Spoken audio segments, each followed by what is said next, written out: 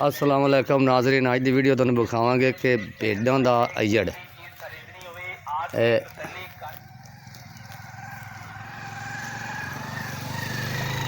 बिजली फेरी वाला जा रहा।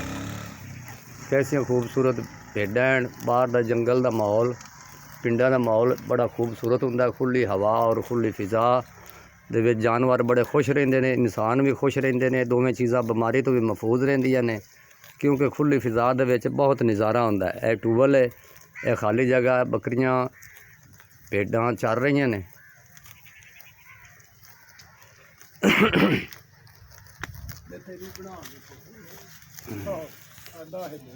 हाँ जी, छे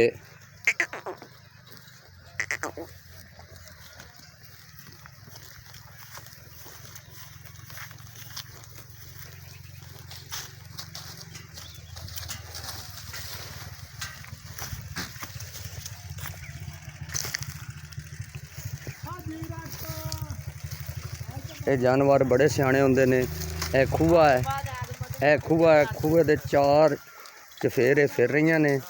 क्योंकि यह तुसीं वाकया सुनिया होना है कि खूआ पूरा भी होवे ना, तो जिन्हों ये खूआ ना लभ रहा होवे ते वो बकरी नूं उत्थे जाके बिठाएगा और रात के समय दे विच या दिन नूं बकरियां उत्थे उत्थे बहन गियां जिथे जिथे खूआ नहीं है, भावें वो पूरा होया भी होवे। ते उस वो गल सच्ची है कि ए वेखो खूह दे विच चार चफेरे फिर जाने, विच नहीं कोई पैर दे सकदी। जे कोई वैसे जानवर होवे वड्डा तो वो डरैकी दे विच जावे। पहलों इहदे विच एक मेरी मझ डिग्गी सी ते उन्होंने कड्डी, ते वो दूसरे गवर्नमेंट की गड्डी मंगा के ते बकरियां चार चफेरे फिर रही ने।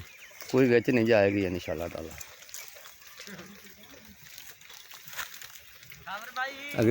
अगली वीडियो तो फिर मिलांगे। अस्सलाम वालेकुम।